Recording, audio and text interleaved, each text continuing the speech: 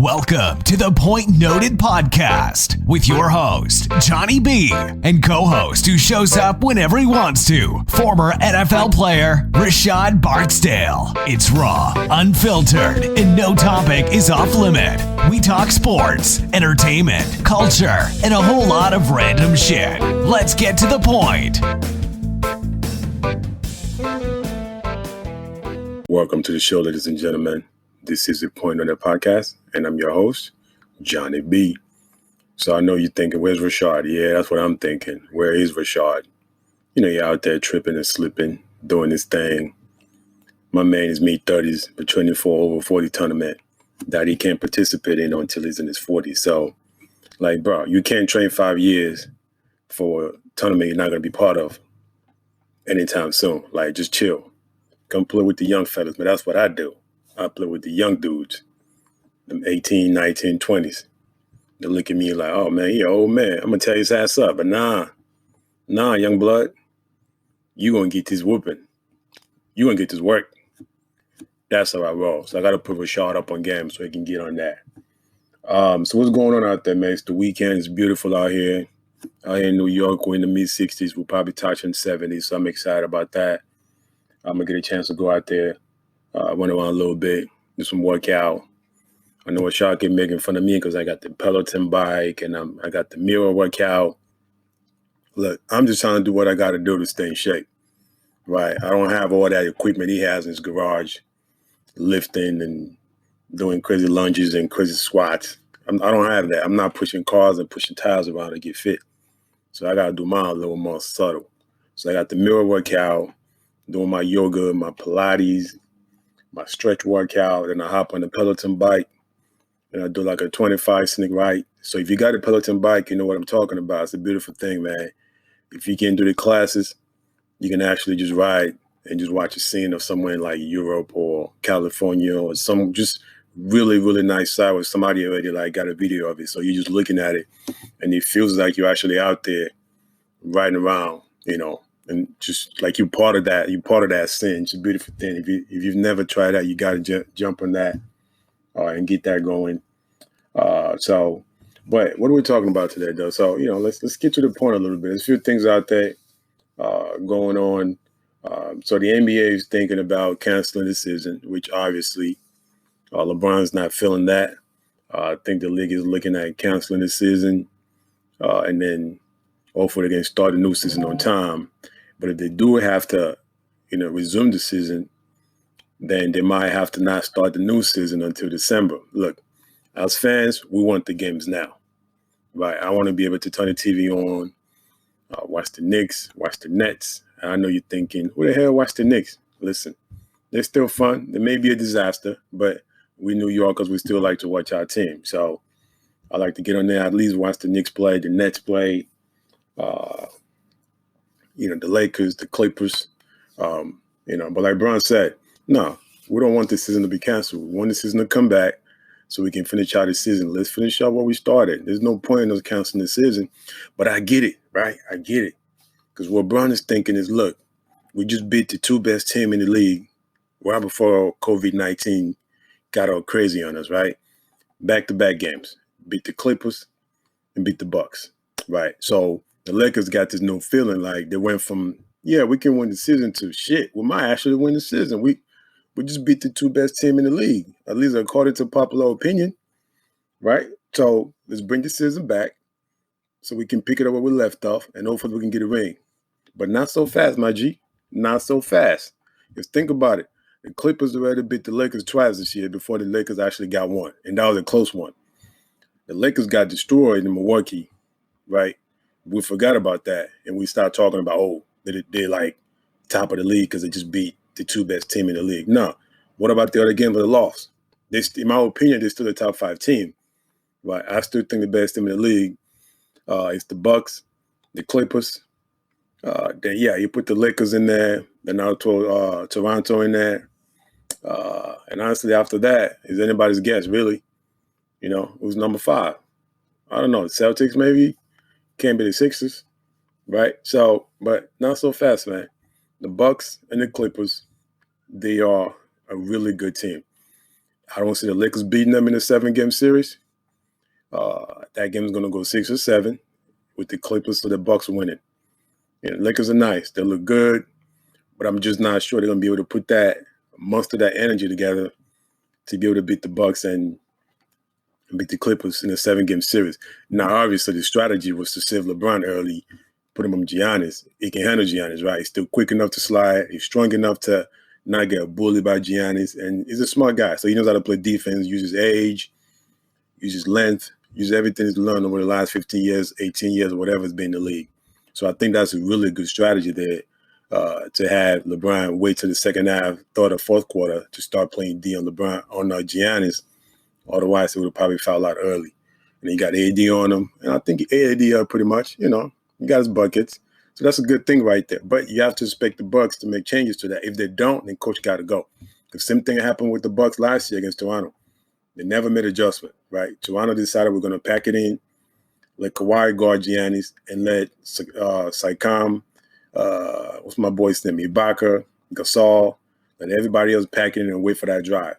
He still got 30 every game, or damn near 30 every game, but it wasn't as easy and efficient like he usually does, right? So the Bucks cannot, and I repeat, the Bucks cannot let that happen again this year. You cannot let teams just pack it in, and then you have no other way to get easy bucket, and Giannis still has to drive it in head down, trying to get bucket. So if they don't fix that, then two things have to happen.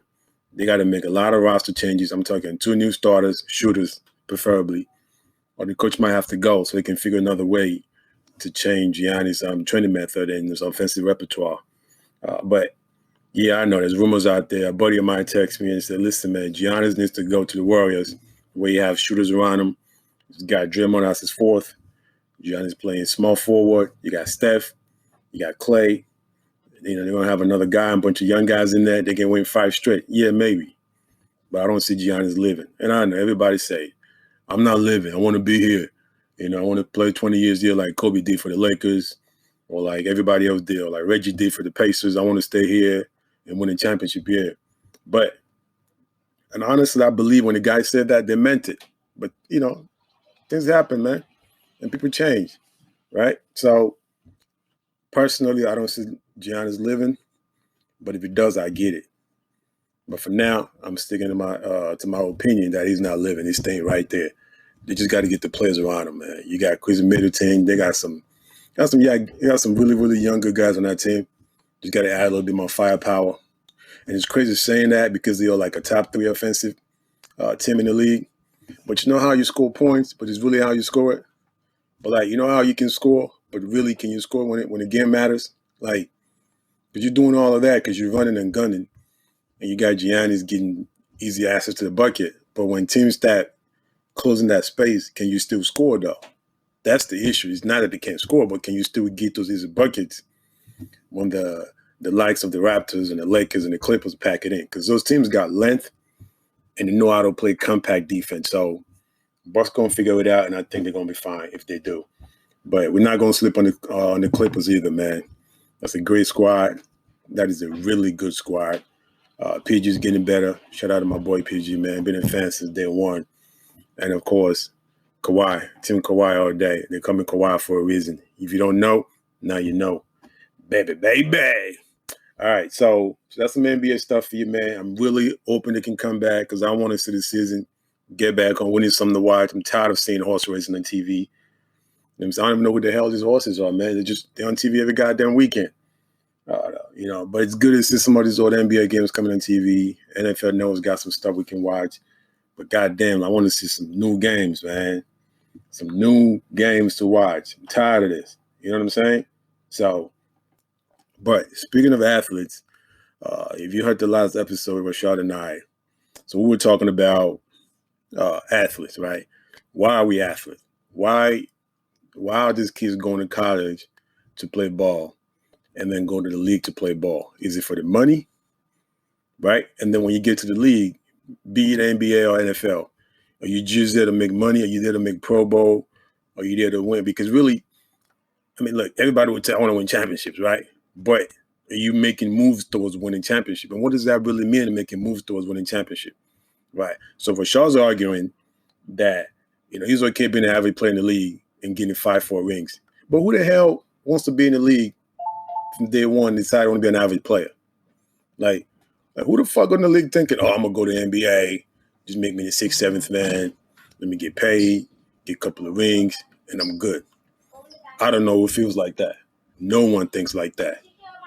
No one. Absolutely no one. I'm not going to the league thinking, I'm going to get in the league. I'm going to go in the league. I'm going to be the 6th, 7th man off the bench. I'm going to play with a bunch of superstars, win some ring. But guess what? No one remembers you getting the ring. Eddie House, great shooter. Celtics, won the ring. We don't talk about Eddie House, right? There was a bunch of cats on that Celtics team that won the ring. Who do we talk about when we're talking about the Celtics team? When KG joined them, right? We're talking Rondo, Ray Allen, Paul Pierce, KG. And sometimes the league is about stars, right? So I'm not trying to go in the league thinking to myself, because I want to win the ring, all I care about is being on the team that's going to help me win the ring. So I'm okay being 7th best player on my team. Especially when you're a top 10 draft pick, that's not the point, right? You want to go in there. So you got James Harden, Russell Westbrook, and KD. Could those three have stayed together? Possibly. But would those three have turned out into what they are today? Absolutely not. Absolutely not.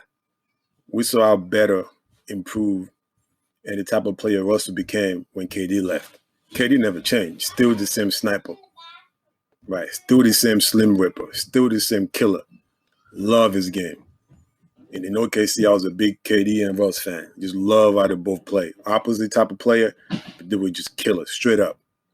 Right? But Russ would have never become an MVP or be the type of triple-double player he was if KD was still there. And let's not act like they didn't win with him doing that. They did. They got to the playoff. But it was just hard for him to do that and for other players to get involved. That's a coaching thing, not Russ. Right? And then James Harden would have never become an MVP. Would have never become the beer that he is today. Would have never changed the game the way he did it today, where, shooting those threes and those step backs and is a threat every single time he touched the ball, kind of like how Steph changed the game.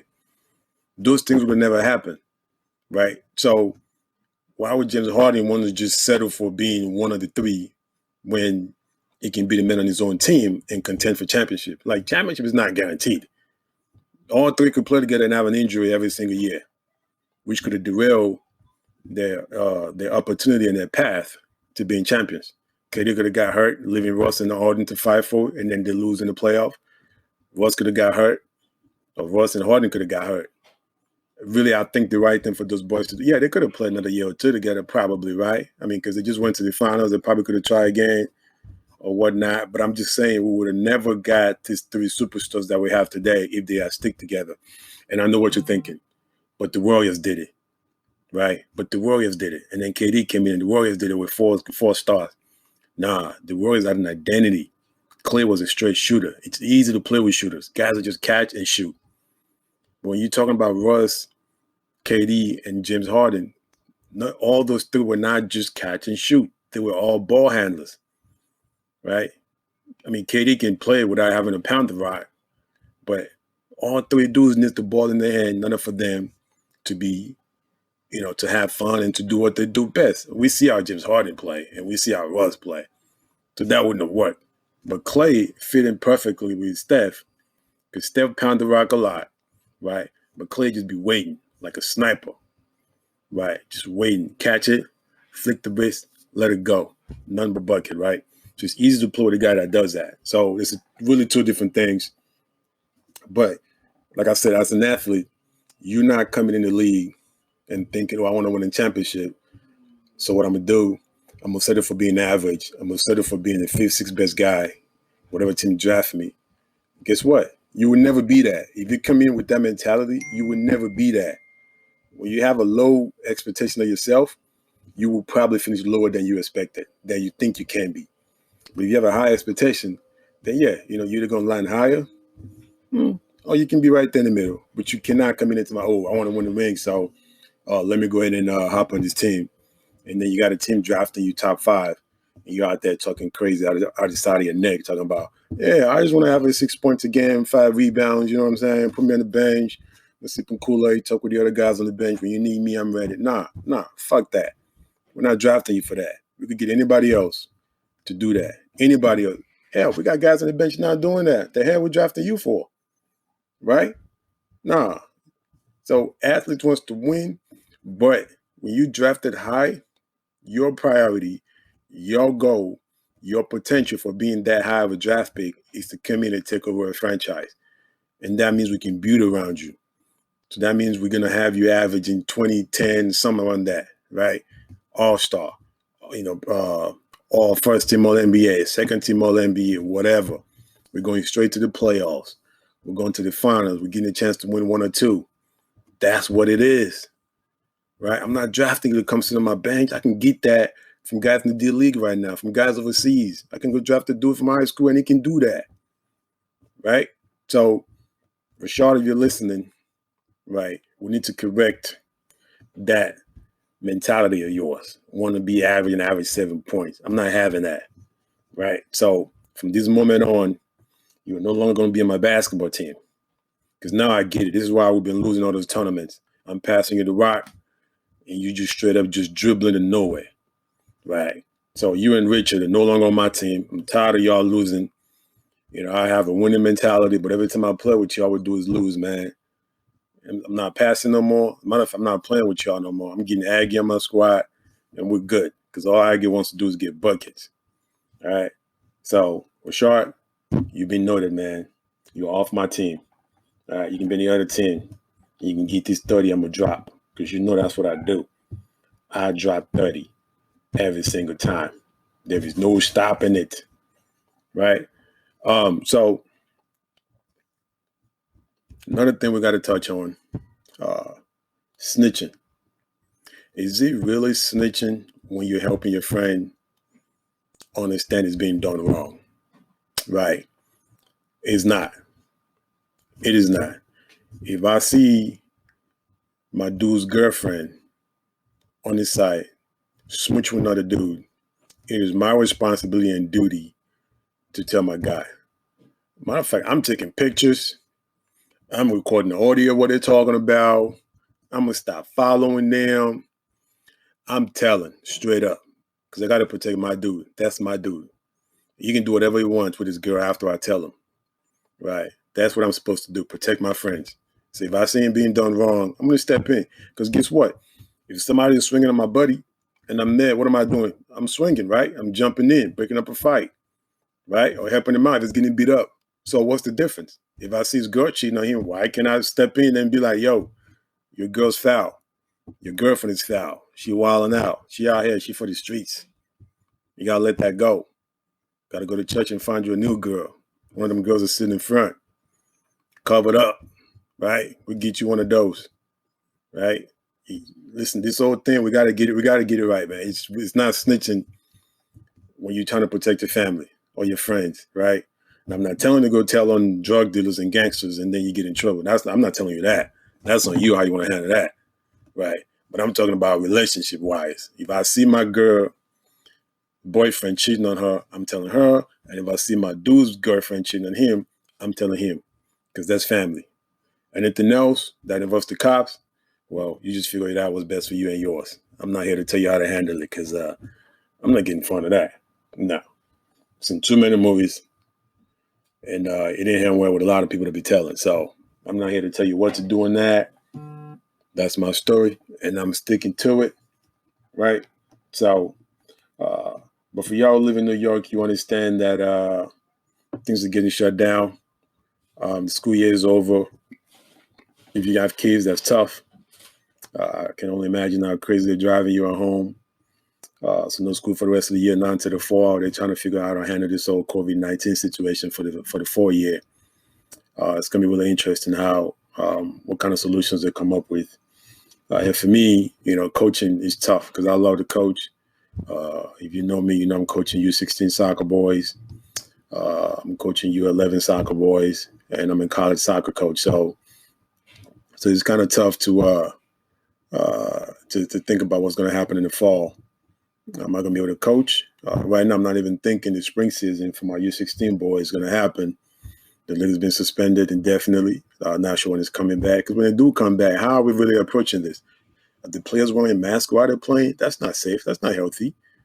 Am I wearing a mask on the sideline? I mean, I'm not doing that. It just doesn't look right. Am I playing with a mask on? No. So, and in the fall, obviously, we thought, we're talking about September, October, so that's a few months away. Will it be different? Possibly. Hopefully, we can get out there and play, and I can coach, and the college season can continue. And some of the college coaches I spoke with seems to be planning on the season happening. I'm not sure. I'm not really sure if it's going to happen or not, but I hope it does, because we need to get back to some similarity of normalcy and pick up where we left off. And it's not going to be the same, but at least we can be out there and trying, man. So y'all got to keep trying, stay safe, keep your family close, wash your hands, keep those masks on, keep those gloves on. If you don't have to go there, don't go. Try not to congregate anywhere else. I'm seeing a lot of people out there, man, going to the bitches and going to parties and park and just exposing themselves, man. I don't understand it, man. Y'all think the government's holding you back. They're just trying to save lives, man. I just don't understand how dumb we can be. Like, the government is not holding you back. They're not trying to keep you away from living. What they got to gain from doing that, right? What does Trump have to gain from telling you to stay home? What does the state of New York gain from doing that? Nothing. They're getting absolutely nothing. They're saving lives, which is for you and I, right? For my friends and family to be safe. So when they tell you stay home, wear gloves, wear a mask, yada, yada, yada, they're not telling you that to control you. Like all these numbnuts out there telling you they're trying to take your rights. No, fuck that. You dumb. If you think this whole thing is about keeping people down and taking your rights away and coming to take your guns, you dumb. And you're crazy. You know what I'm saying? And you don't deserve to have a gun either, if that's how you feel about it. It's just nuts.